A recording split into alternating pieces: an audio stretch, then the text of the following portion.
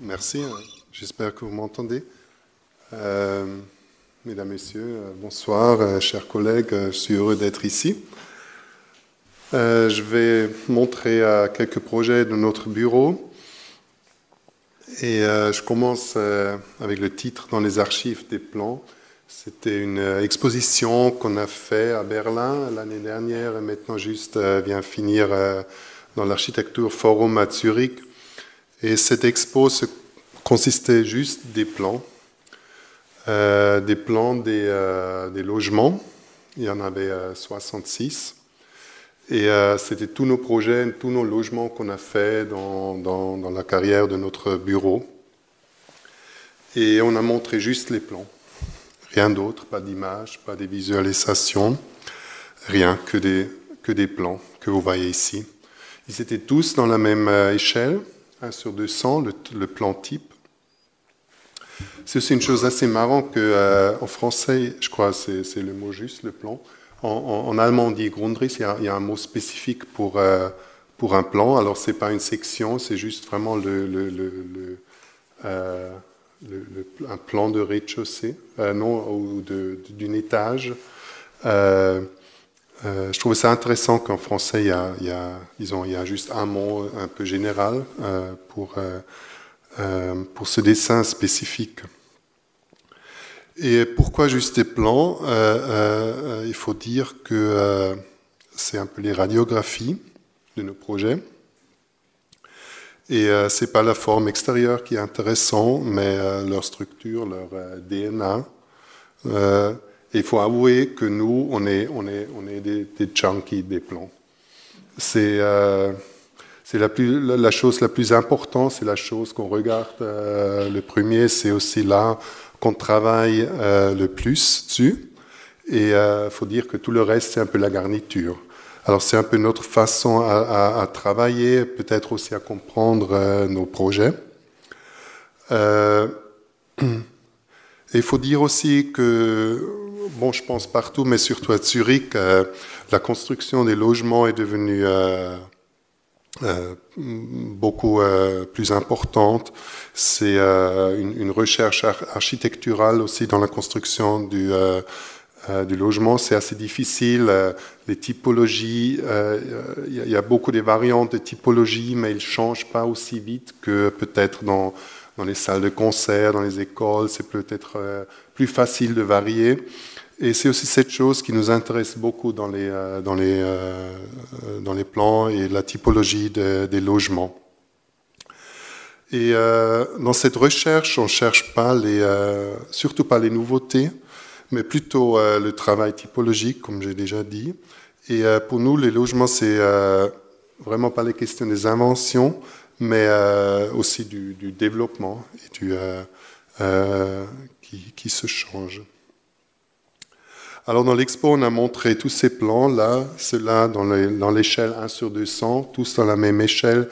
Il y avait encore les plans, tous des logements qu'on a construits. Eux, ils étaient dans l'échelle 1/50, alors les plans classiques de l'exécution, dans la grandeur originale.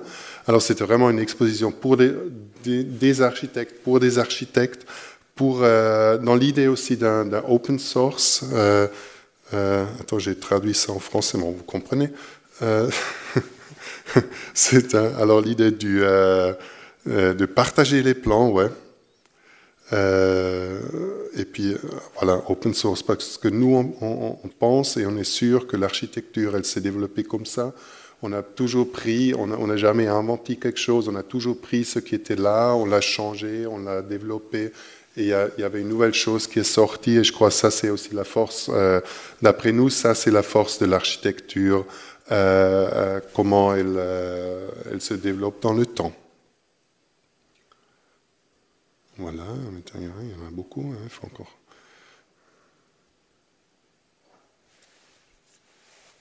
Alors, la plupart, c'était des concours qu'on n'a pas gagnés. Alors, c'était 66 projets dans 16 ans. De logements, il y a 18 qu'on a construit de ces projets, que après maintenant je vais montrer quelques-uns.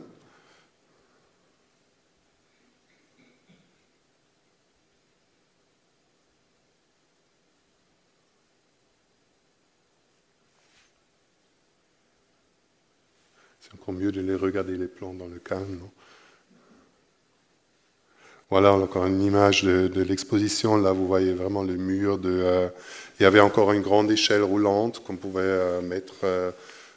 C'était un peu l'objet interactif qu'on pouvait rouler, puis monter et regarder un détail qu'on voulait.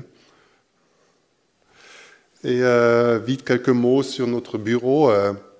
On est un collectif, on est Pool Architects, c'est une coopérative, on est 8 partenaires. Et je vais vous embêter un peu avec quelques photos de famille. Alors ça, c'était en... Ouais, ça fait longtemps. Hein. Il y a 22 ans, on n'était pas encore un bureau, on était plutôt un groupe assez divers, des architectes, un atelier plutôt. Et là, notre premier projet d'urbanisme qu'on a fait, jamais réalisé, mais quand même... et puis voilà la photo de notre... disons qu'on a signé notre contrat du bureau, qu'on a créé notre bureau en 96. Et voilà, une photo récente, on est devenus plus vieux, mais on est toujours encore ensemble, tous les 8. Et pour nous, c'était très important de travailler ensemble.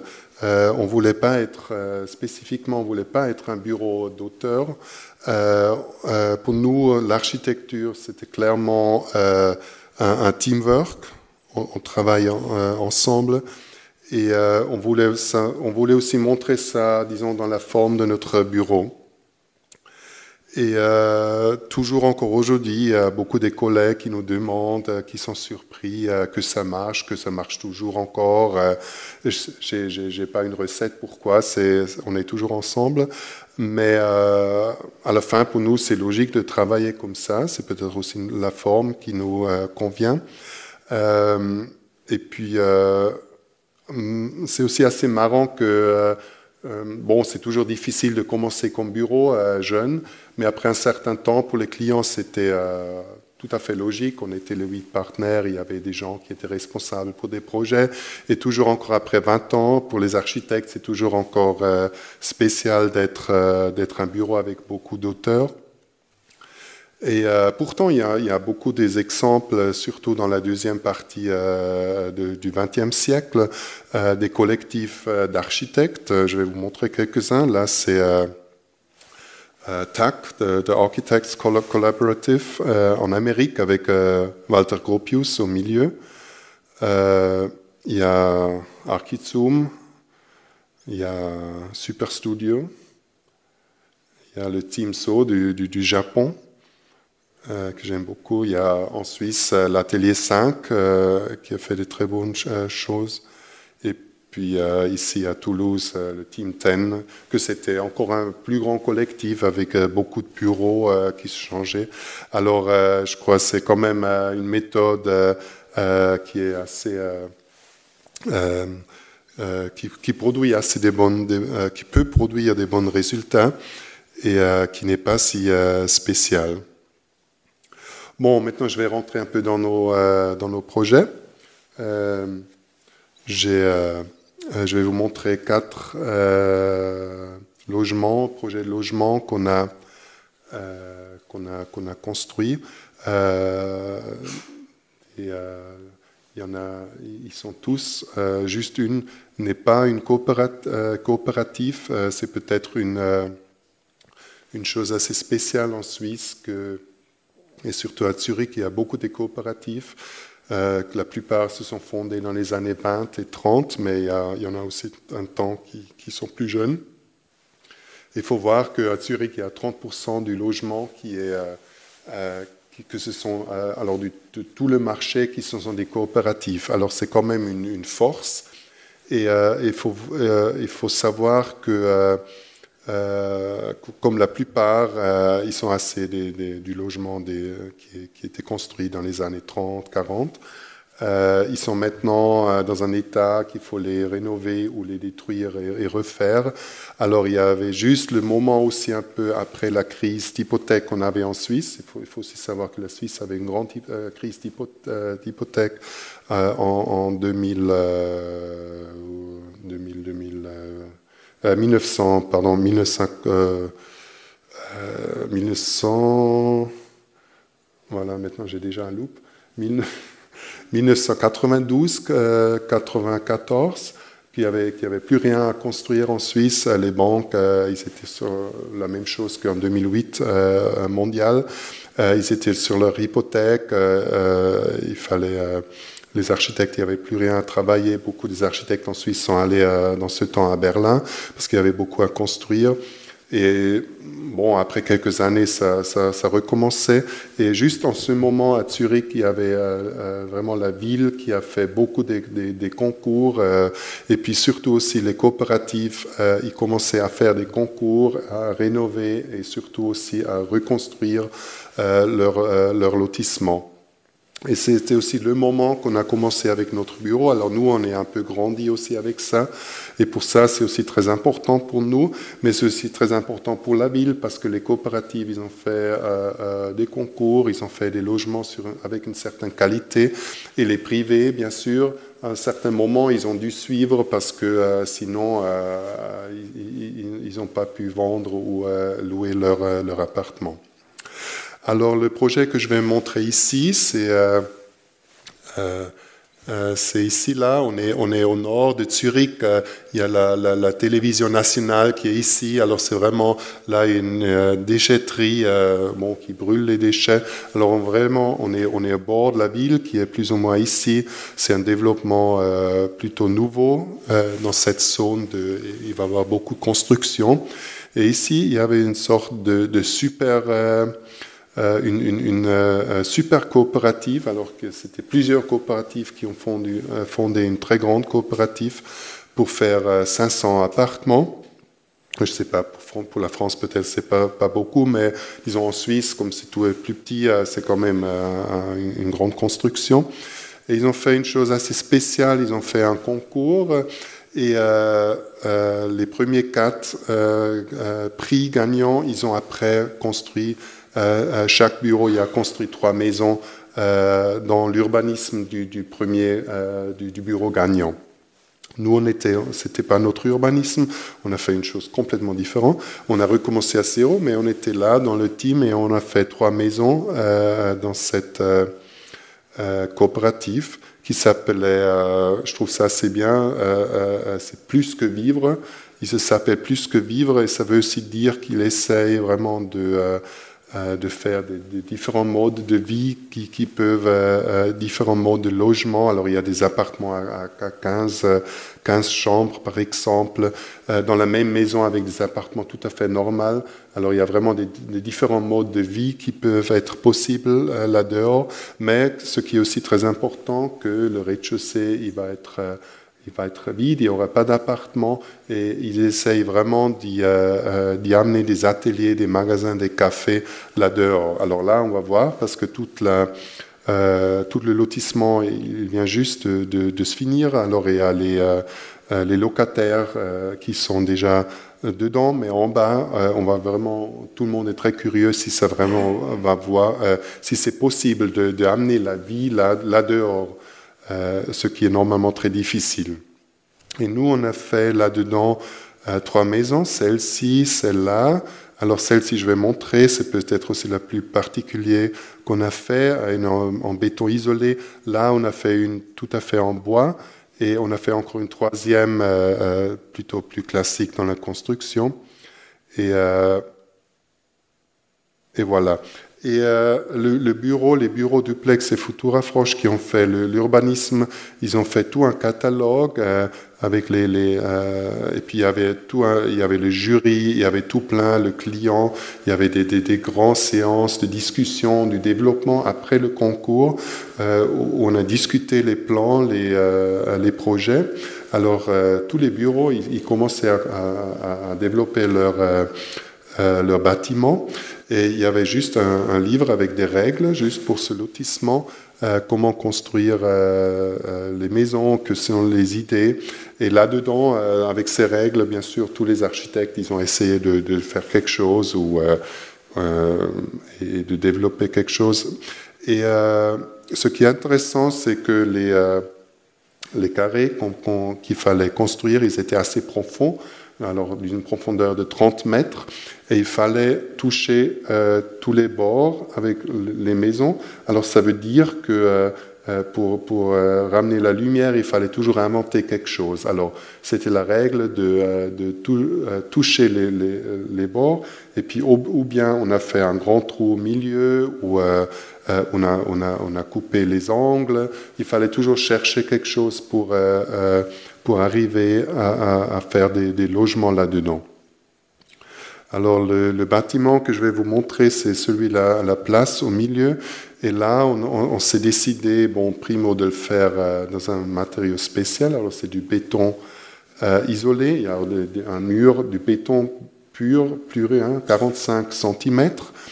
Et pour arriver à ça, avec tous les calculs de climat et tout ça, il fallait vraiment prendre le volume le plus massif. Alors on n'a fait pas des balcons, rien. On a pris tout le volume et vous voyez que dedans, il y a vraiment l'escalier, l'ascenseur et puis un grand espace. Il y a les réduits. Il n'y a pas des caves, il y a un garage en dessous. Et puis il y a encore les vélos sur chaque étage. Alors il y a un grand lift où on peut entrer avec les vélos et puis on les met. Parce qu'il faut aussi savoir, dans ce lotissement, on n'a pas le droit d'avoir une voiture. Ça, c'est aussi assez spécial. Alors, c'est aussi pour ça que, bien sûr, les vélos et le transport public, c'était très important. Alors, on a fait une maison sans balcon, mais avec une double hauteur. Et ça, c'est certes ces coupes que vous voyez ici, qui changent toujours à l'étage. Alors, on a ces appartements. Vous voyez que chaque étage, la double hauteur, elle change. Et puis, c'était un peu l'idée que ce espace de double hauteur, c'est un peu le remplaçant pour le balcon. Et puis aussi, d'essayer de faire une très grande profondeur de l'appartement quand on a une plus grande hauteur. Ça, on voit bien sûr dans les vieilles appartements avec les plafonds très hauts qu'il apporte la lumière plus loin dans le bâtiment. Et c'est assez intéressant parce qu'on a après souvent on a l'appartement qui est partagé. On a la côté salon jour. On a la côté nuit avec les chambres et on marche autour double l'espace de son voisin d'en bas. Ça, on voit un peu dans la coupe. Et dans le modèle, peut-être encore mieux comment ça marche, cette idée de... et voilà, ça c'est pendant la construction. Et plus ou moins, ça c'était déjà le projet fini. Alors, tout le lotissement, il était fait par un entrepreneur total. C'était pas si facile parce que vous pouvez imaginer que les coûts, etc., c'était primaire. Et ce qui était assez intéressant, c'était celui-là, avec le béton isolé, c'était le seul projet qui était plus ou moins conçu comme on le voulait, parce qu'il n'y avait pas de détails. Il y avait juste le béton, et voilà. Alors, il n'y avait rien à consommer, il n'y avait rien à économiser dans le projet. Et ça, c'était assez, disons, c'est pas juste un bâtiment fort dans l'expression, mais il était aussi assez robuste contre tout décision économique, parce qu'il y avait juste le béton, et voilà. Et là, vous voyez une de ces chambres, et à la fin, voilà la photo maintenant, comme c'est fini. On avait mis juste une lasure, je crois que c'est ça, une peinture qui est un peu transparente sur le béton, Il y a dans les salons, il y a un carrelage, et voilà, c'est fini, c'est tout. Voilà, encore, vous voyez encore l'escalier qui est assez... Et dans le plan, dans les détails, c'est comme ça, il y a du béton, il y a une fenêtre, et c'est fini. Mais le calcul climatique n'était pas si facile parce que c'est pratiquement impossible de calculer avec les normes statiques, il faut calculer dynamique. Et c'est assez intéressant que ce bâtiment, il marche en principe, il fonctionne comme une vieille maison en pierre. Il prend la chaleur toute la journée, il redonne pendant la nuit et l'inverse en hiver.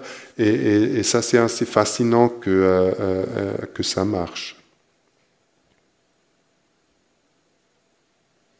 Et bien sûr, une photo de notre bureau, on travaille, j'espère, comme tous les architectes, beaucoup avec des modèles. Et on a aussi commencé à faire des modèles 1 sur 1 ou 1 sur 2 dans le bureau en styropor pour juste aussi voir les proportions, parce que dans les petits modèles, c'est aussi très, très difficile. Et c'est aussi là qu'on a vraiment regardé comment faire les fenêtres et la position. Je trouve que c'est assez beau. Et voilà le résultat fini de ce bâtiment, qui est là vraiment au milieu, à la grande place, entouré après des autres maisons. Alors, tout un autre projet, c'est un projet qu'on a construit complètement en bois, qui était fini en 2010, aussi d'une coopérative. 54 appartements qui sont dans plus ou moins 6 bâtiments qui sont décalés. Au rez-de-chaussée, il y a un supermarché dedans. Et là, c'était le devoir de faire des petits appartements, disons de 2 à 3 pièces. Et on a choisi cette typologie aussi parce qu'on vers en bas, on a une très grande rue qui sort de la ville. Alors c'est très bruiteux, mais aussi le sud. Alors il y a le soleil, mais le bruit. Et vers derrière, il y a un nouveau parc qui s'est fait construire parallèlement avec la maison.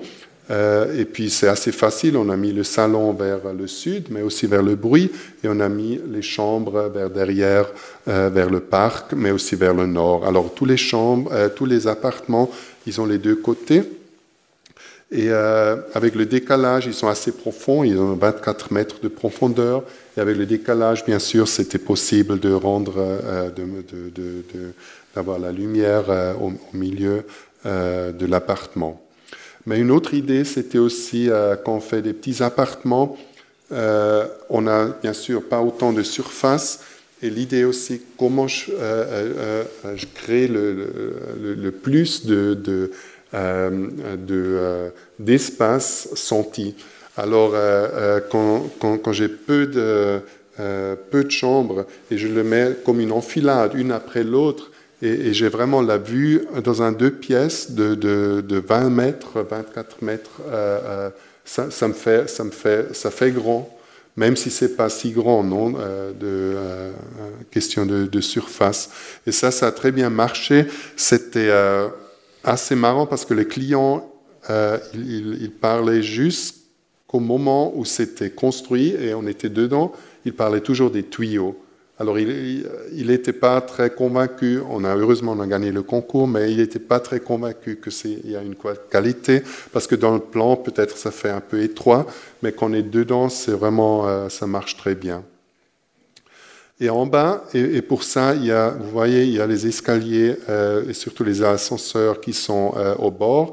En bas, il y avait un supermarché, et là, c'est clair, il veut la plus grande surface ouverte. Et on s'est décidé dans le concours de mettre les ascenseurs vers dehors. Alors, ils sont aussi accessibles de la rue et du parc. Et voilà, et le supermarché, il peut faire il peut utiliser tout le rez-de-chaussée comme il veut vers en bas. Et la construction, il y a le béton jusqu'au rez-de-chaussée. Après, il y a comme une table qui prend les poids. Et les 6 étages qui sont avec les maisons qui montent ici sont construits complètement en bois. On se trouve ici, là, un peu disons à la fin des blocs du 19e siècle. Vous voyez là la rue qui sort de la ville, le grand parc qui se fait construire. Et voilà une image pendant la construction. Et vous voyez, ce que vous voyez plus ou moins maintenant, ça fait un peu San Gimignano, ce sont les tours en béton. Et là, déjà, une maison en bois qui est finie. Et c'est un système assez fascinant. L'ingénieur du bois qui s'appelle Hermann Blumer, c'est le même ingénieur qui a fait avec Shigeru Ban le centre Pompidou à Metz, tous ces toits. Et puis lui, c'est un homme fascinant. Je crois qu'il a 80 ans en ce moment. Mais il est toujours un peu inventif, incroyablement. Et puis pour ce bâtiment, il a en principe inventé ce système de construire, qui est un système très facile et pour ceci aussi très fascinant, parce que c'est juste des poteaux qu'on met du bois solide de 10 à 20 cm, comme un après l'autre. Et voilà, et puis le plafond, et on continue. Alors c'est l'idée de ne pas faire une construction qui doit être préfabriquée et compliquée et après transportée au site, mais que sort plus ou moins de la scierie, on dit ça, c'est la scierie, ouais, qui est séchée là-bas et qui est partie directement là au chantier. Et voilà, c'est ça. Et puis les 10 à 20 cm, c'est aussi logique. Les arbres, on les coupe en Suisse là, avec un diamètre de 34 cm. Et puis on coupe le cœur. Et après, il y a 2 poteaux de 10 à 20 cm. Et à un certain moment, il y a quand même la question pourquoi d'utiliser autant de bois, parce qu'en bois, on peut aussi le faire autrement. Et ça durait quand même un certain temps quand j'ai trouvé la réponse dans une conférence à Vienne où il y avait le professeur de l'ingénierie de bois de l'université à Vienne a dit que là-bas il y a dans les bâtiments du 19e siècle, il y a, je sais pas, des milliers des centaines de milliers de tonnes de bois solide qui est stocké dans les maisons. Et toujours quand il y a une vieille maison qui fait quand même détruire, on va vendre le bois en Italie pour faire des meubles. Parce que c'est un bois d'une qualité qui a été séché pendant 100 ans, qui est une qualité supérieure qu'on ne peut normalement pas acheter. Alors, ça, je trouvais absolument logique. Alors, cette maison, il n'y a pas de la colle dedans, rien, pas de métal dans la construction. Alors, à un certain moment, quand on va à nouveau détruire cette maison, on aura un tas de poteaux pour refaire une nouvelle maison ou faire un feu ou je ne sais pas quoi dans le temps. Mais je trouvais ça, c'est aussi un peu une idée géniale, non, dans toutes les questions qu'on a aujourd'hui avec l'énergie et l'énergie grise, etc. Et le système, il est si facile. Là, vous voyez un apprentissage de notre bureau qui a fait son practica sur le chantier. Et après une journée, il a construit une maison en bois. Et puis, c'est génial parce que c'est si facile. Et bien sûr, la construction en bois, elle est très vite. Une maison se faisait là, dans un étage par jour. Alors, il y a vraiment juste la pluie qui est un peu, qui est un peu un problème, et sinon, ça va très vite.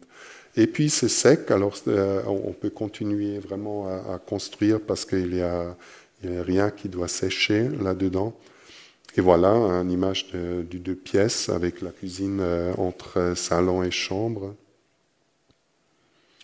La ventilation contrôlée.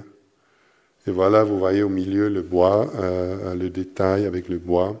Et assez intéressant aussi la façade. Alors c'était pour nous aussi un peu la question, bon, une maison en bois, tout à fait en bois, vraiment plus ou moins dans le centre de la ville. Et c'était clair qu'on ne voulait pas montrer le bois. Et on discutait même si c'est bien d'utiliser le bois dans la ville. Et on disait, à la fin, on avait le résultat aussi, mais oui, parce que toute la vieille ville de Zurich, elle est construite en bois, mais on ne voit pas. Alors, parce qu'elle était cachée sous le plâtre, sous les pierres. Et on essayait de faire quelque chose comme ça. Ils l'ont trouvé avec un élément extrudu, c'est ça, une construction spéciale en béton armé avec du fibre de verre. Et on a pu faire des éléments assez longs, de 6 mètres, c'est un peu comme un saucisson, qui était avec une forme qu'on a développée. Et l'idée c'est un peu comme les maisons en pierre du 1900 siècle, les socles solides. Et normalement, quand on fait une façade ventilée, il y a toujours le problème des joints qui sont ouverts, qui font un peu papier. Et avec cette volumétrie qu'on a donnée dans l'élément, il y a un jeu, très grand jeu avec l'ombre et la lumière. Et à la fin, on n'aperçoit plus les joints.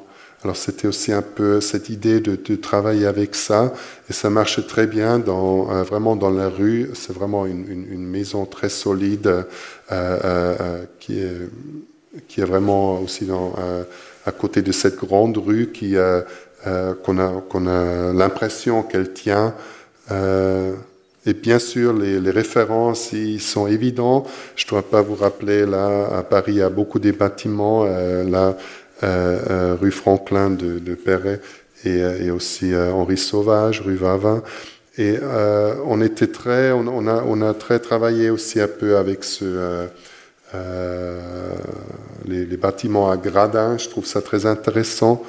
Et justement après notre projet, c'est plus possible de faire à Zurich parce qu'il dit c'est pas très zurichois de faire ça. Et c'est très bizarre parce que je trouve que c'est une très bonne manière à aussi développer un volume. Il y a encore une pièce d'art d'un groupe d'artistes, c'est intéressant, ils ont gagné Superflex de Danemark, très bons artistes qui sont fait une murale avec... Bon, en bref, c'est un contrat. Il dit, parce que c'est une maison avec une bas énergie, et ils ont dit, bon, tous les gens qui habitent là-dedans, plus ou moins, ils disent qu'ils ne vont pas utiliser plus que 2000 watts par personne. Et sinon, il y a tout le monde qui peut les suer, comment? En français, ouais. Oui, c'est ça, voilà. Et bien sûr, on a regardé avec des avocats que vraiment, c'est pas un problème, mais je trouve que c'est très bien parce qu'on peut faire des maisons très énergétiques, mais à la fin, on ne sait jamais comment les gens ils habitent dedans. Et puis, c'était un peu un clin d'œil sur ça. Là, c'est un lotissement qu'on vient justement de finir dans les mois qui viennent. Alors, il y a le premier de triangle qui soit habité en juin, et après, tous les mois, un de plus. Ça s'appelle déjà le lotissement de Toblerone. Vous connaissez la chocolat suisse.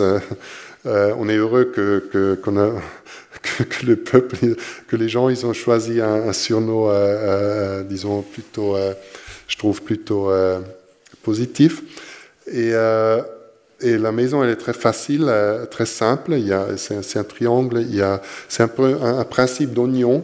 Vous voyez qu'il y a le salon, toutes les chambres, ils sont dans la couche extérieure. Il y a une deuxième couche avec l'entrée et les salles de bain. Et puis la troisième couche, c'est l'escalier. Et à tous les angles, il y a un balcon. Et voilà un modèle. Et là, déjà, encore en construction, l'escalier qui a un très grand œil spectaculaire au milieu. C'est beau. Et voilà un peu la situation. On est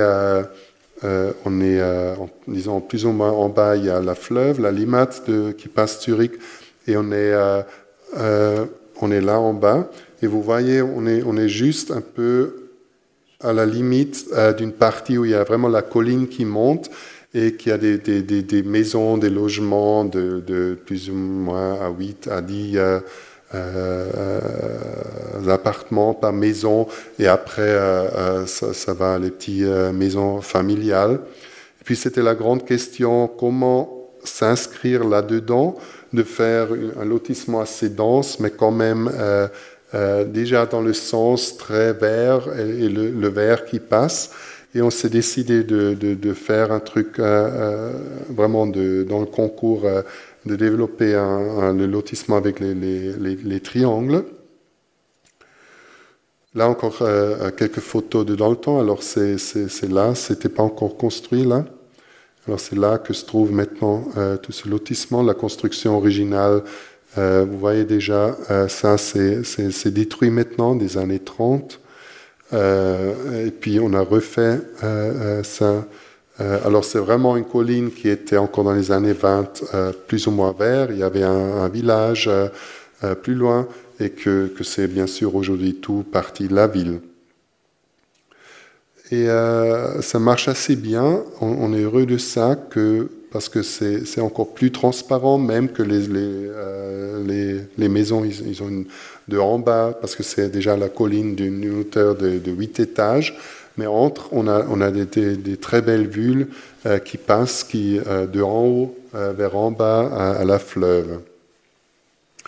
Et on avait aussi un peu des parrains, et puis c'est un projet de Ridolfi et Frankl à Rome. Et là, il y a dans le plan générateur urbain des années 30, à Rome, ils ont parlé des palazzi et des intensivi. Alors les intensivi, c'était vraiment des logements très grands, très hauts, des grandes formes, plutôt en bloc, et les palazzine, c'était des grandes maisons, c'est un jeu de mots entre palazzo et villa, et je trouve ça très intéressant, et c'était plutôt l'idée là de faire dans le plus ou moins vert avec des arbres entre dedans des logements de standing, je crois qu'on dit comme ça, des logements qui sont un peu plus cher, non, et puis c'est ça un peu l'image qu'on essaie de travailler. Alors pas vraiment de prendre une typologie suburbaine, mais vraiment de dire que c'est une typologie très urbaine, mais différente, disons, des autres lotissements. Ça, c'est une image que j'aime beaucoup, parce qu'on voit vraiment comment le triangle il se met là dans la colline, et voilà la construction qui est en cours maintenant.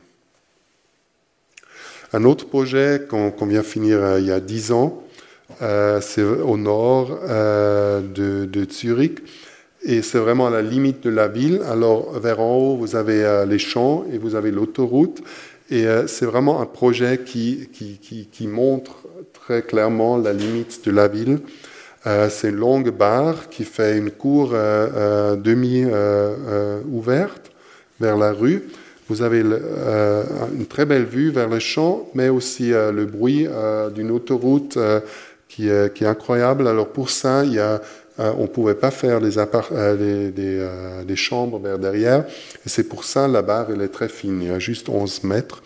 Et elle est vraiment c'est vraiment un type domino. Alors il y a du plafond et des pilotis.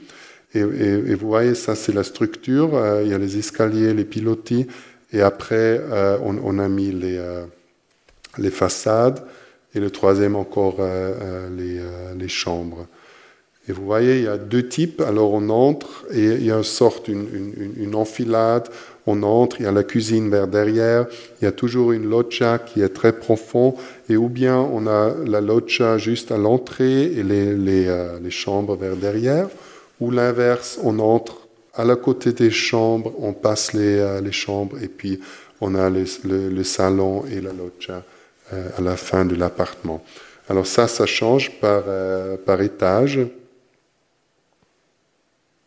Et vous voyez, on a vraiment joué avec les pilotis, on les a montrés, on a vraiment fait un plan libre qui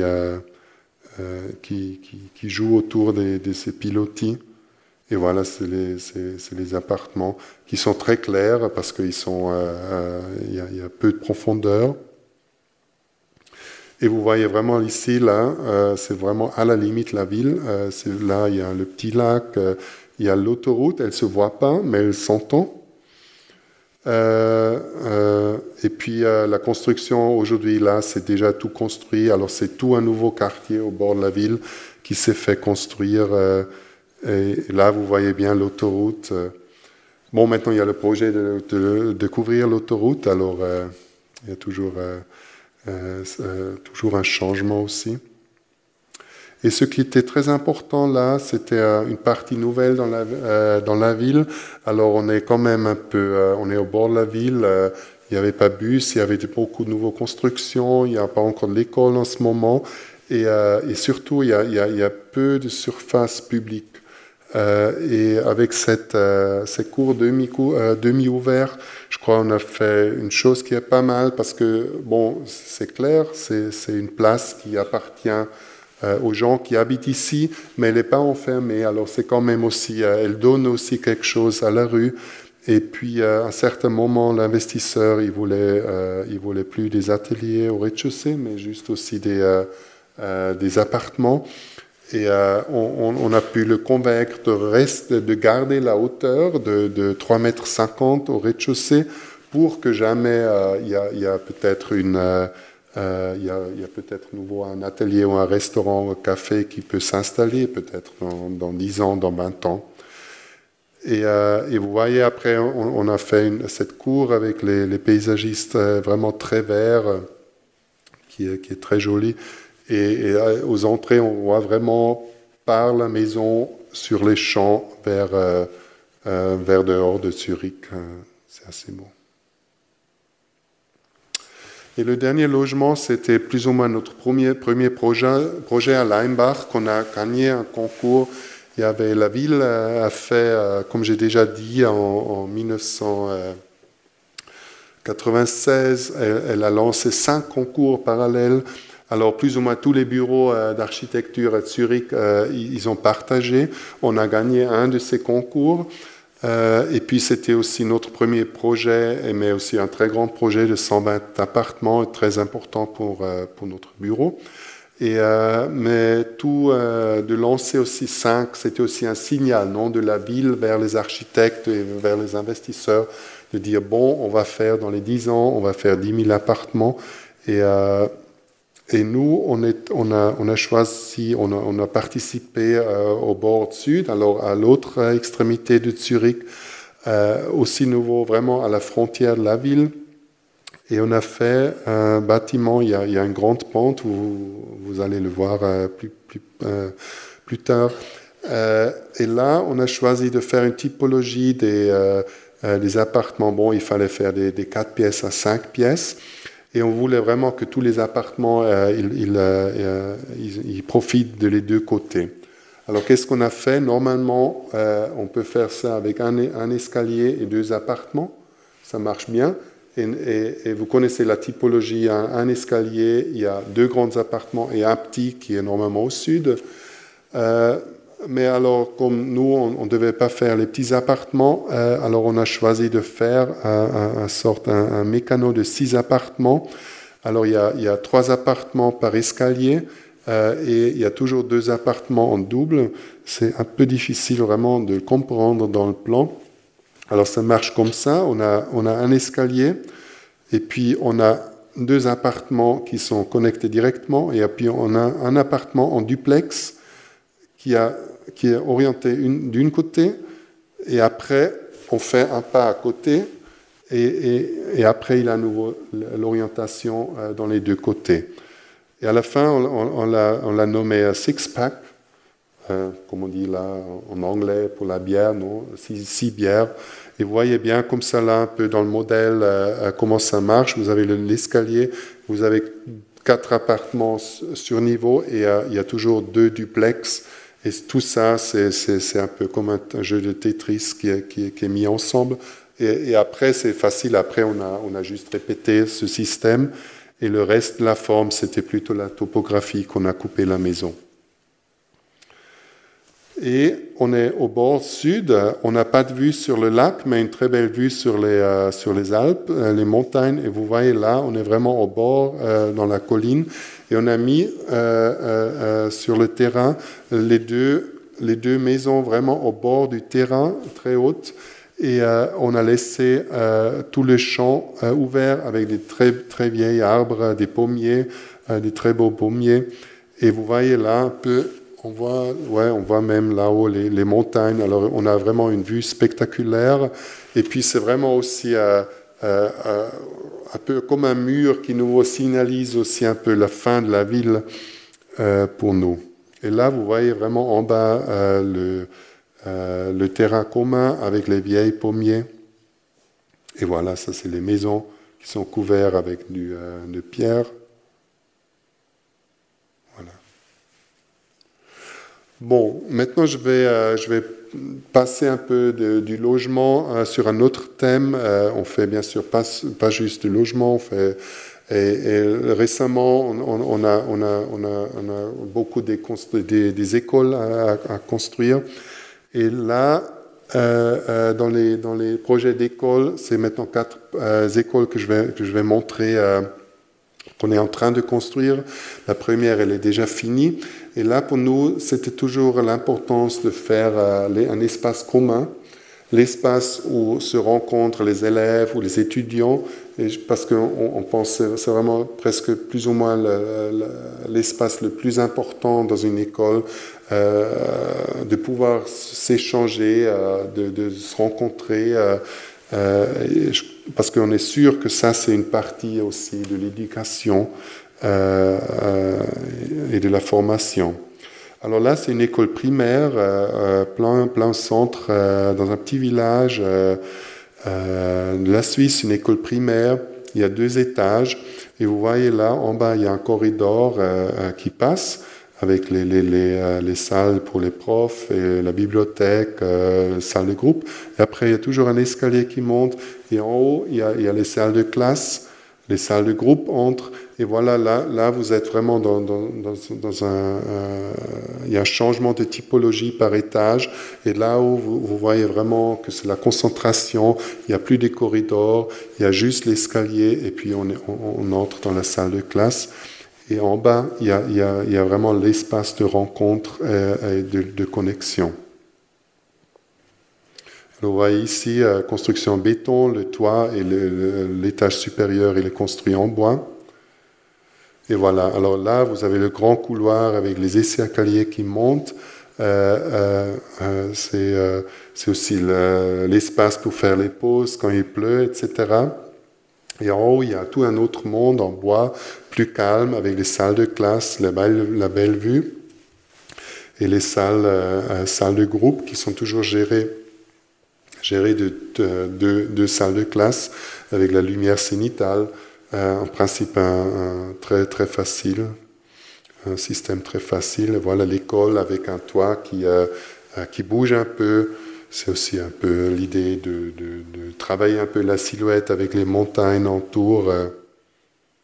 Et vous voyez déjà là, il y a le lac des 4 cantons. Alors vous avez vraiment un entourement spectaculaire. Vous avez ici Lucerne. Je crois tout le monde qui était en Suisse, il passait une fois là-bas. Bon, tous les Chinois, de toute façon, ils vont ici quand ils font Europe en une semaine. C'est aussi là qu'ils vont passer. Et carrément, il faut vraiment dire, c'est là le village. Là, on a fait une excursion avec le bureau. Et c'est vraiment alors, si vous n'étiez pas encore allé là-bas, allez-y une fois pour une randonnée. C'est vraiment, vraiment très, très beau et très spectaculaire. Sinon, pas si bon pour faire la randonnée, on peut aussi prendre le bateau. C'est plus facile. Alors, une autre école qu'on vient juste de gagner l'année dernière, qui va se construire l'année prochaine, c'est dans un autre village, en Argovie, en Sourds. Et là, c'était l'idée de créer cet espace commun au milieu, les salles de classe autour. Et il y a un grand escalier au milieu en double hélice. Et ce escalier, c'est bien sûr aussi comme une sculpture, mais c'est aussi l'idée générateur de tout le plan. Et vous voyez comment ça marche. Et l'idée derrière, c'est bien sûr, il y a un escalier, comme on dit, plutôt plus public. Et l'autre escalier qui est couvert dedans, c'est l'escalier de fuite pour la sécurité. Et voilà, puis c'est en principe un projet assez simple qui plus ou moins vit qui est de dehors très simple, très rigide, mais dedans il est très élaboré.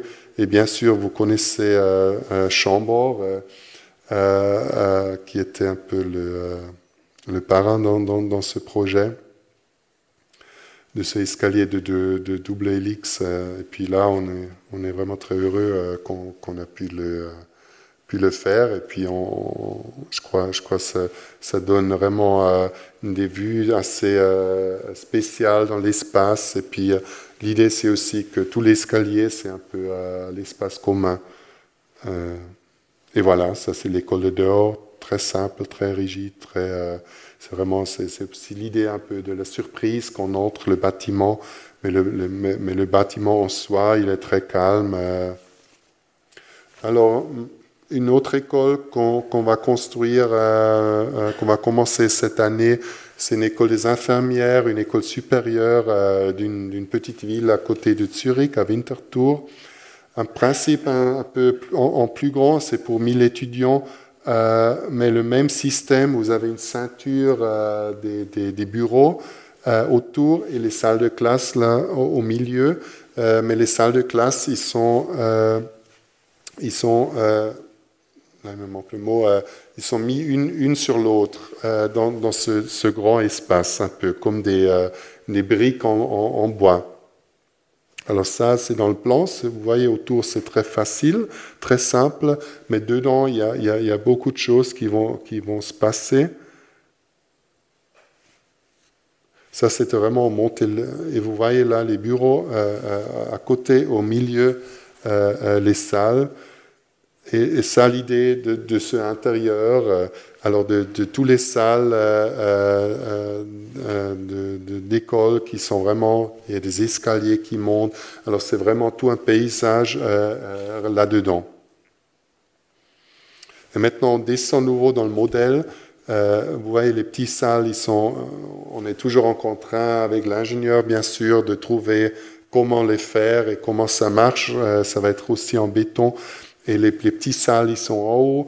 Et après, plus qu'on descend, il y a les plus grandes salles jusqu'à la grande salle qui est vers en bas. Et ça va être ça un peu l'idée. Là encore, la visualisation du concours. Alors cette idée de un peu aussi, bon, ça fait un peu Piranesi, non, les quartieri là, ce monde intérieur avec les escaliers qui montent sur des différents étages, mais ça va être, j'espère que ça va être après plein des étudiants qui sortent, qui se mettent sur les escaliers. Je crois que c'est assez beau.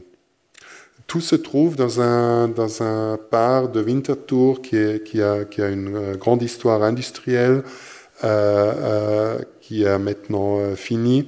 Et il fallait garder en principe ce vide avec la grue qui passe.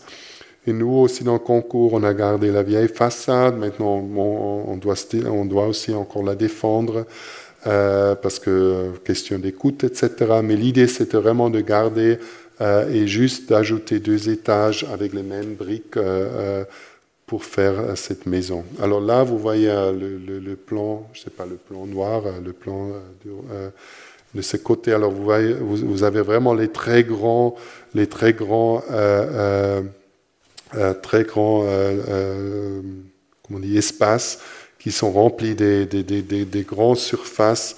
Là, il va y avoir cette nouvelle école, là il y a le train qui passe, et c'est assez beau parce que tout est construit en briques, et puis maintenant vraiment il y a une chose après l'autre qui va être construite là-bas.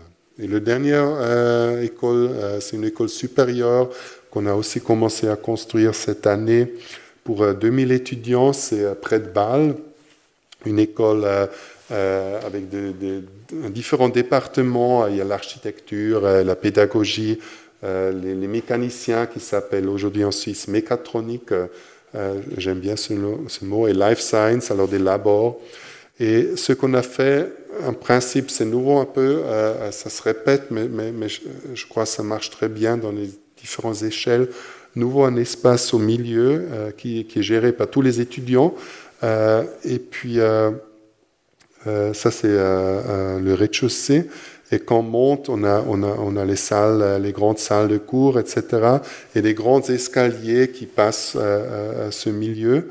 On a un étage qui partage après les différents départements d'en haut. On a l'étage de la bibliothèque qui est encore, disons, public pour tout le monde. Et après, on monte sur les différents départements. On a mis encore les labos au milieu parce qu'ils n'ont pas besoin autant de lumière. Et voilà. Et c'est à la fin, c'est un cube de 60 à 60 à 60 mètres. Alors, très grand, qui se voit bien du train qui passe juste à côté. Et voilà cette image en perspective coupée, je crois, qui montre très bien comme tout le bâtiment marche. Alors il y a tous les départements, et ça c'était très important pour nous, et je crois que c'est aussi pour ça qu'on a gagné, qu'il y a tous les départements qui se mêlent en bas. Alors, inégal si c'est l'architecture ou la pédagogie ou les labos. Les étudiants, il y a un échange au-delà des départements.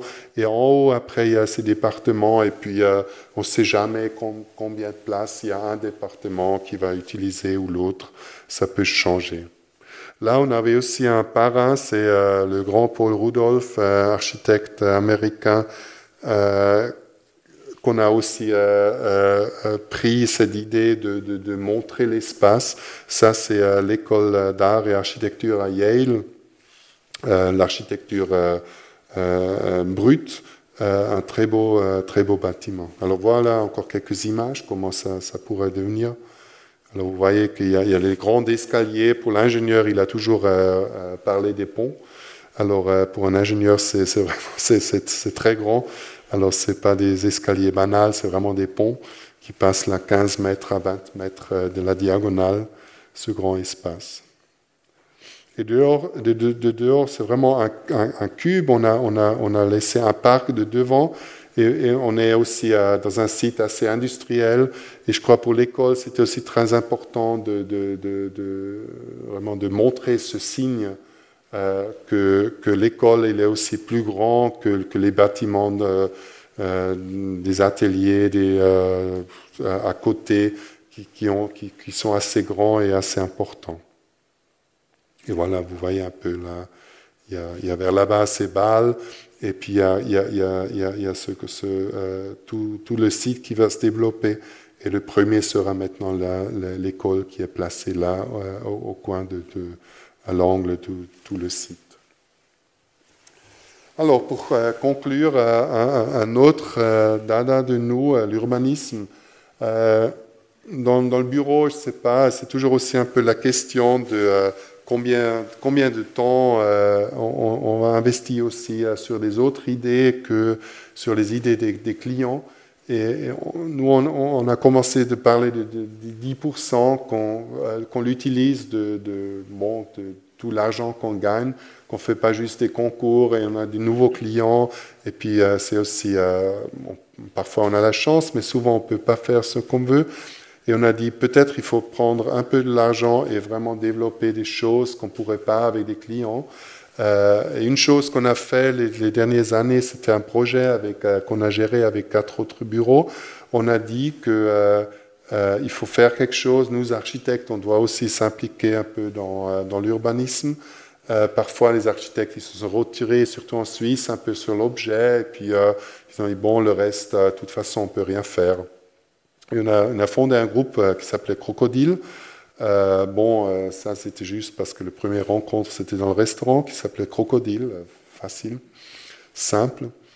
Et on a dit qu'est-ce qu'on va faire? Il y a un grand problème et puis c'est le problème un peu de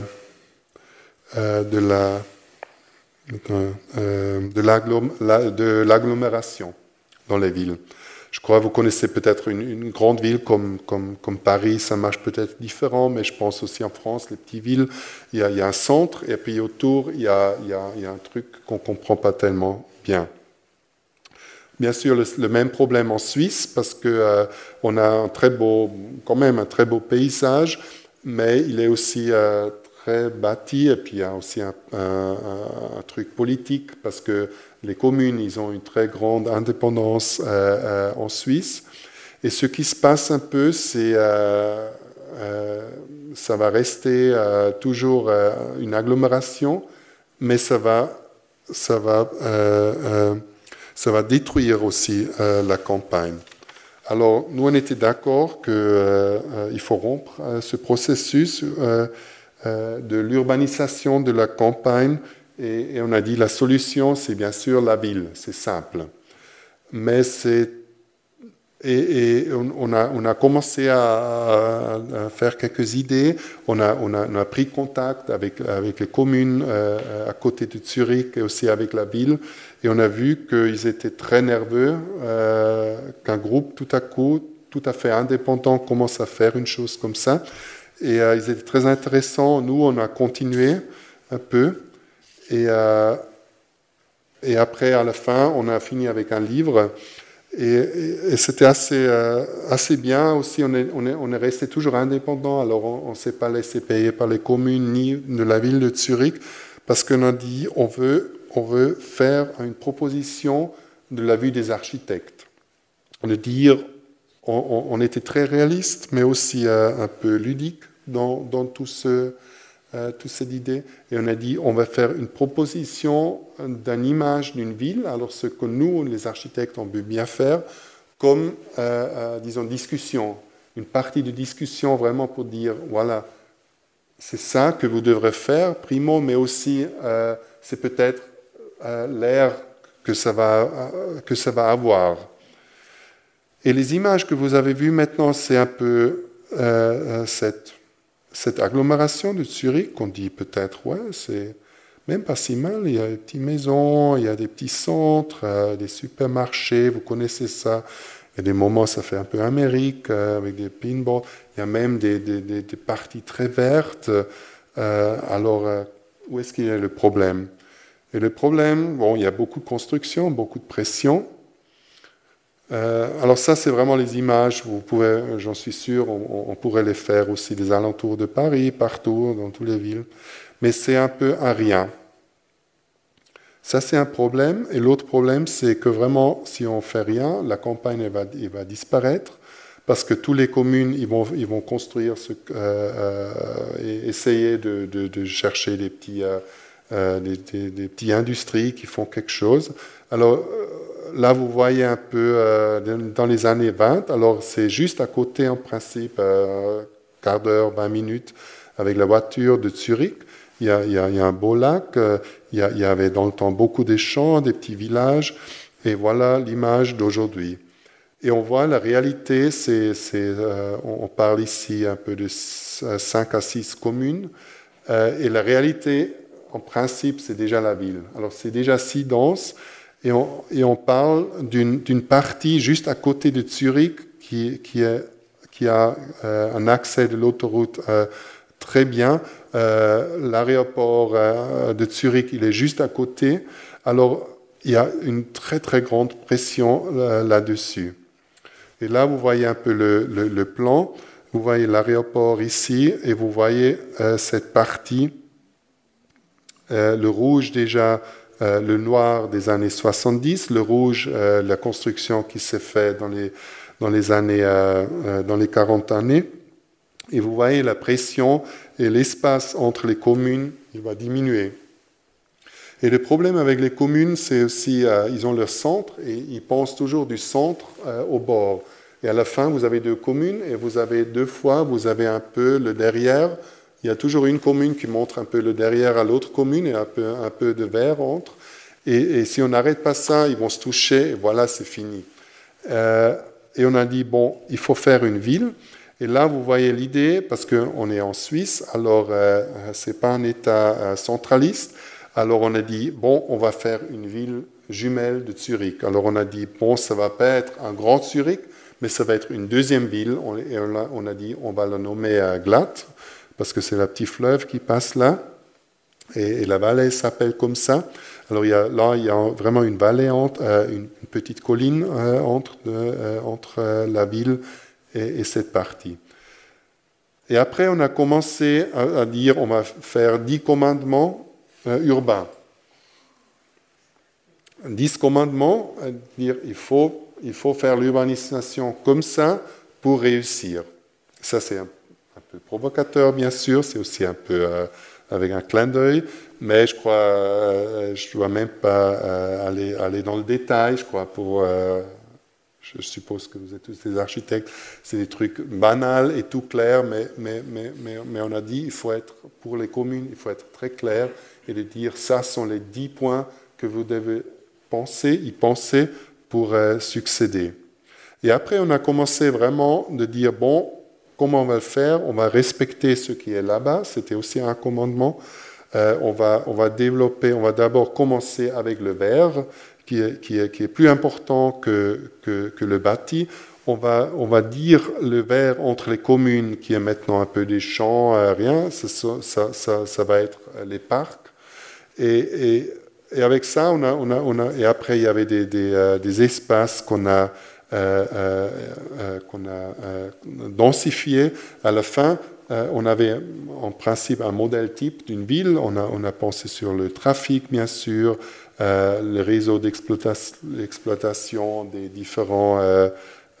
qu'il y a un grand mélange dans cette ville, un réseau énergétique. Et après, on a vraiment fait des quartiers autour des parcs. On a pensé, bon, il y a un ventre avec le centre, les hôtels, les cinémas, etc. Et puis, on a fait un grand modèle pour montrer comment ça peut être. Et puis, c'est toujours encore la même... les mêmes villes, il y a des constructions tout ça existe déjà. Alors on a fait une petite densification, et puis aussi avec l'idée de l'échange du terrain. Parce qu'en Suisse, chaque commune, elle a un peu de terrain en zone de construction, et normalement, il y a une grande concurrence entre les communes. Et puis on a dit, bon, ça c'est un peu une utopie, on a dit, on peut faire un échangement. Il y a des communes à côté qui donnent leur zone de construction au milieu, dans les communes qui vont se densifier. Alors ils vont leur donner, ils reçoivent de l'argent pour ça, et ils restent verts pour ça. Alors il reste la campagne, et les autres communes dedans, ils vont construire une ville. Parce qu'on a un problème, il y a une nouvelle loi, qu'en principe, tout ce qu'on a développé ici, en ce moment, ça ne serait pas possible parce qu'il y a une protection de la campagne. Alors, on a voté il y a 2 ans pour alors tout le pays, que maintenant le verre, il est protégé, on n'ose plus le construire. Et la chose absurde avec ça, c'est un peu qu'avec ça, on a d'une côté, maintenant, c'est impossible de vraiment faire encore une ville. Et avec ça, en principe, on a bétonné un peu cette agglomération entre les villes existantes, que c'est juste un grand tapis du verre et des maisons qui continuent. Et à la fin, et pour ça, on a dépensé vraiment beaucoup d'argent, beaucoup de travail sur ça. On a fait un livre, mais on avait aussi beaucoup de discussions. C'était assez intéressant pour nous aussi comme bureau. Après, il y avait les écoles d'architecture. Il y a plusieurs écoles d'architecture en Suisse qui ont fait un semestre sur ce projet, qui ont fait à nouveau un livre là-dessus. On a fait avec l'école polytechnique de Zurich, on a fait une Summer Academy ensemble avec les étudiants, sorti encore un livre. Alors on a vraiment travaillé sur tout ce thème très profondément, et je trouvais que ça, disons, pour chaque bureau, c'était peut-être 2 ou 3 concours qu'on n'a pas gagnés, qu'on a investis. Et à notre avis, c'était vraiment très bien de faire ceci aussi un peu au-delà d'un direct contact avec le client. Et vous connaissez ça, c'est à la fin, c'est toujours un peu le temps et l'écoute. Et qu'on discute, et souvent on ne discute pas vraiment, on discute pas vraiment l'urbanisme, l'architecture. Et ça, nous, avec ces 10% qu'on a pris avec nos bureaux copains, on a vraiment pu faire une chose très importante pour nous, aussi un statement. Et voilà la ville, la nouvelle ville, comment elle pourrait être. Et puis maintenant, depuis 2 ans, elle est vraiment en exposition, en tour en Suisse, toujours dans des autres villes. Et puis c'est assez intéressant. Et voilà, merci.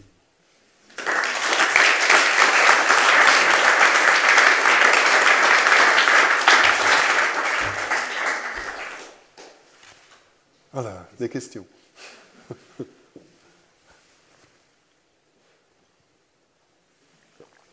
Merci. Ça marche. Merci beaucoup pour la conférence. Y a-t-il des questions dans la salle? N'hésitez pas. Et merci pour la conférence en français.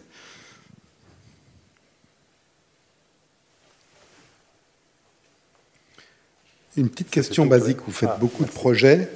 Là, vous nous avez montré une partie des projets que vous faites.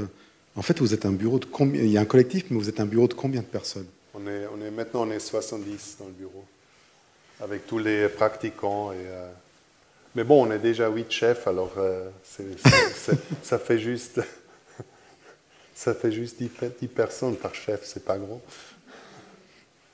Tous ces projets ont pu se développer, on en parlait avant la conférence, aussi beaucoup parce qu'il y a énormément de constructions qui se font ces dernières années dans la région de Zurich.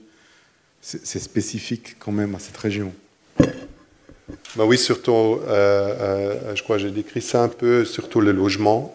Ça, c'est très spécial. On a commencé vraiment avec ça et c'est toujours très important. Bon, maintenant, on essaie quand même aussi de faire des bureaux, des écoles. On a fait déjà un stade à Thun, un petit stade pour 10 000 personnes. Le football, il est pas si grand en Suisse. Mais c'est toujours encore le logement qui est aussi un peu notre dada et que je trouve toujours, c'est aussi le plus dur à développer parce que c'est pas juste un espace, une forme, mais c'est vraiment du travail dur. En allemand, il y a l'expression que construire le logement, de dessiner le logement, c'est un peu Schwarzbrot architecture. Alors c'est du pain noir, alors le pain des pauvres, un peu. Et j'aime bien cette expression parce que le pain noir, il est aussi très bon à la fin. mais c'est aussi le pain qui se tient longtemps. Et puis, il faut vraiment travailler. Il est très épais, il est très concentré. Ouais.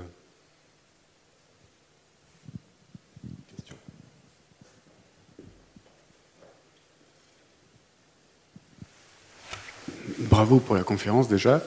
Et pour le travail, et je voulais que vous reveniez un peu sur le travail collaboratif entre vous, entre les 8 partenaires.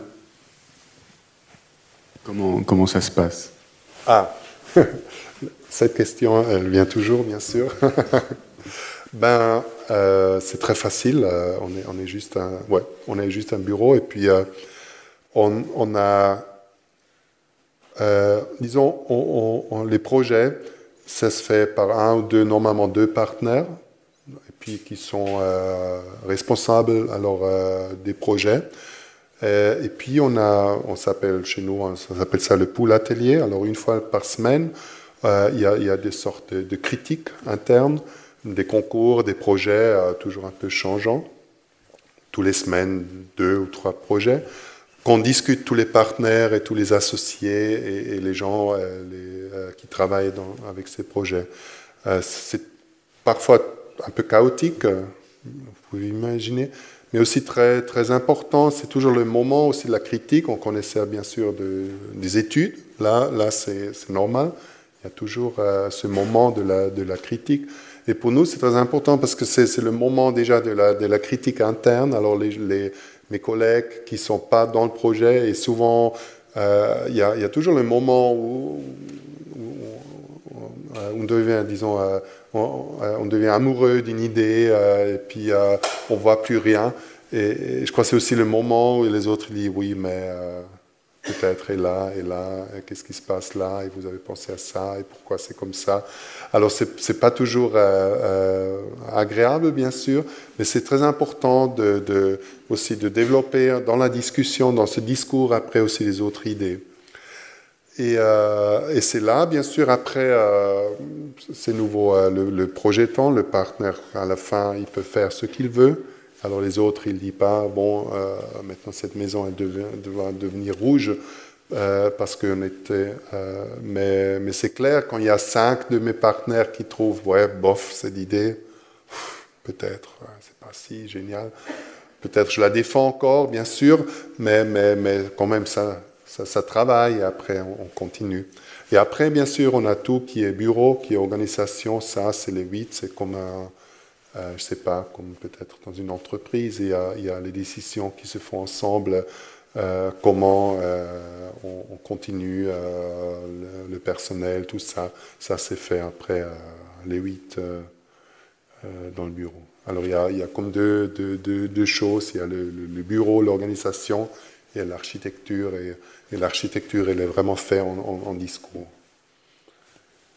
Et oui, il faut aussi dire, au début, les discours, c'était pas si facile. Je crois il y a quand même le risque de détruire des idées. Et je crois que là, on a quand même aussi appris qu'il faut parfois, on comprend pas ce que les collègues y font. Bon, après peut-être 15 ans,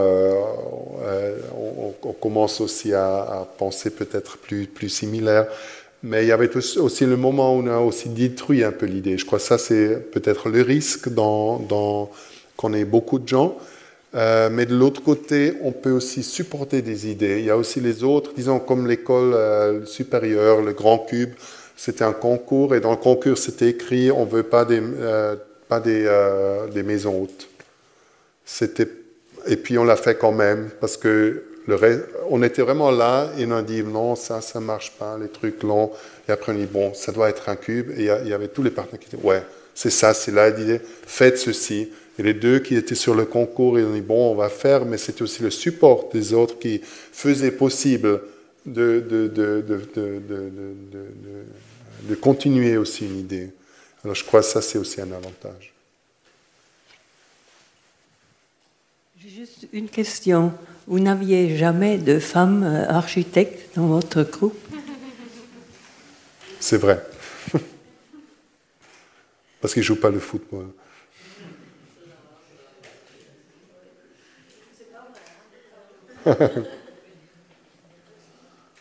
Mais maintenant, on est autant de femmes dans le bureau que des hommes. Il y a même une bonne copine de moi qui m'a aussi reproché toujours ça. Et à la fin, elle dit, bon, parce qu'à certains moments, on se rencontrait, c'était très ouvert, et puis elle dit, bon, je voulais aussi pas boire la bière tous les semaines avec vous.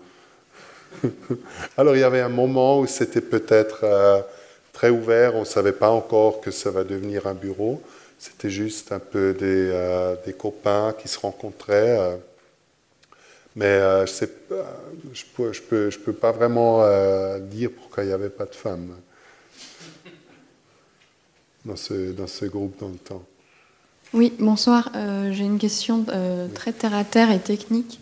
Par rapport à l'opération de logement tout en bois, c'est très intéressant, le bois en effet en termes de recyclage, mais vous dites qu'il n'y a pas de métal ajouté.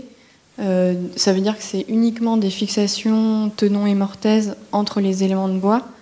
Est-ce que ça suffit quand on sait que le bois est un matériau vivant dans le temps? Est-ce qu'il n'y a pas eu des problèmes soulevés par les ingénieurs? Et comment vous traitez le feu par rapport au bois? Est-ce qu'il est traité? Est-ce qu'il est recouvert? Voilà, désolée pour cette question technique. Non, c'est très clair. Alors, pour la première question, bien sûr, il y a aussi du métal dedans.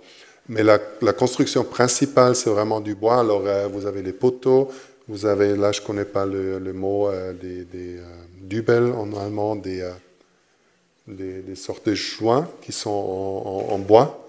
Et après, là, il n'y a pas de métal dedans.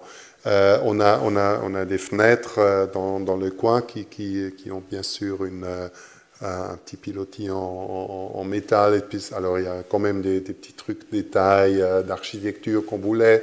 Et puis là, on a utilisé le métal. Et bien sûr, là, où on touche aussi le béton, avec de l'escalier, là, il y a aussi des vis en bois. Mais sinon, c'est vraiment, il y a peut-être une vis là ou là-bas, mais c'est en bois. C'est intéressant parce que, comme il y a les 6 escaliers, il y a tout et puis le bois, il est entre, il ne peut pas sortir. Alors, il y a le support des plafonds, c'est sur 4 cm des poteaux. Et moi, j'ai aussi, je crois que je l'ai demandé 10 fois à l'ingénieur de bois si ça va tenir. Et puis, il a dit, c'est logique, quand il y a un tremblement de terre, ça va bouger comme ça ensemble et ça ne pourrait jamais sortir. Et pour la question du bois qui travaille, ça c'est aussi intéressant parce que il travaille bien sûr toujours dans une direction. Alors comme toute la construction elle est faite en poteau, disons comme l'arbre il pousse, alors dans cette direction elle est très rigide, elle est très solide. Alors aussi déjà ce mur de 10 cm en bois solide, ils ont fait des tests bien sûr. Et puis elle est, je crois, 4 fois plus solide qu'un mur en briques de 18 cm. Alors on aurait pu faire la maison beaucoup plus haute, 12 étages sans problème. Et là, on arrive au feu. En ce moment, en Suisse, la limite est de 6 étages en bois qu'on ose construire. Bien sûr, les ingénieurs de bois, ils sont travaillés, je crois maintenant déjà en Italie, des plus hauts, en Angleterre aussi, je sais pas, aussi en France. Je crois ça, là, il y a beaucoup de changements. Et c'est très intéressant parce que la loi du feu, elle s'est faite sur les vieilles constructions et bien sûr sur la peur du feu. Mais quand on fait une construction en bois solide, c'est toute une autre histoire. Alors, il y a le feu, bien sûr, qui brûle la première couche, mais après, il y a le cendre, et après, à 2 cm, ça s'arrête. Alors, aujourd'hui, j'ai déjà raconté à Herman Blumer, il fait maintenant un projet au Canada d'une tour de 100 mètres en bois, où, je trouve ça génial, non, l'idée, où il y a le bois, qui est le bois solide, qui est le protecteur du feu, du béton, qui est coulé dedans. Je trouve ça génial, c'est l'idée vraiment de tourner tout ce qu'on pensait du feu. Et maintenant, dans ce projet, et ça c'était un peu, comment dire, assez compliqué à construire parce que en ce moment, à 6 étages, on doit le couvrir avec des plaques de plâtre contre le feu des 2 côtés, même s'il n'aurait pas besoin, mais c'est toujours encore la loi. Alors là, on ne voit rien du bois, on le sent peut-être parce que ce n'est pas humide, etc., mais on ne le sent pas. On a fait une autre construction sur là où j'ai montré la maison en béton. Là, on a fait une deuxième en bois que je n'ai maintenant pas montré. Et là, elle était juste 4 étages. Et là, on a fait plus ou moins la même construction, mais le bois, il est visible. Alors déjà, le mur en bois, c'est fini. Alors un peu comme dans la maison béton, là-bas, vous avez les éléments en bois et voilà, fini la maison. Bon, ça un peu en cours. Mais bon, tous les détails de bois et de feu, ça c'est vraiment tous les pays, ça change. Mais je crois qu'il y a un grand développement là-dedans qui va être très intéressant aussi. J'espère que j'ai répondu à vos questions. Encore une question? Alors, s'il n'y a pas d'autres questions... Ah, c'est une dernière question.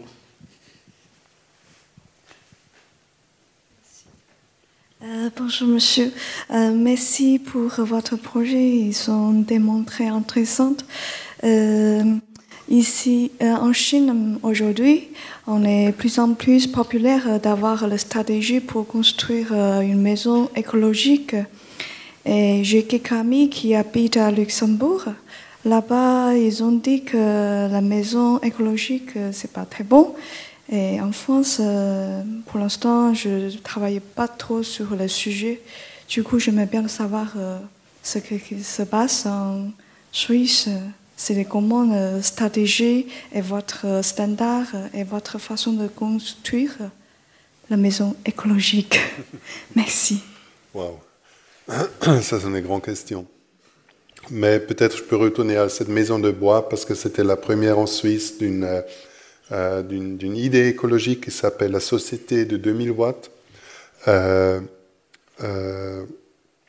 que je trouvais assez intéressant. Alors, il y a de chaque pays a un peu cette idée écologique, mais là, dans cette idée, j'aime beaucoup que parce qu'en Europe, chaque personne, elle utilise, c'est un calcul scientifique, elle utilise 6000 watts. Alors, c'est chacun de vous, il utilise 6000 watts. Alors, c'est 100 ampoules de 60 watts, disons, comme image.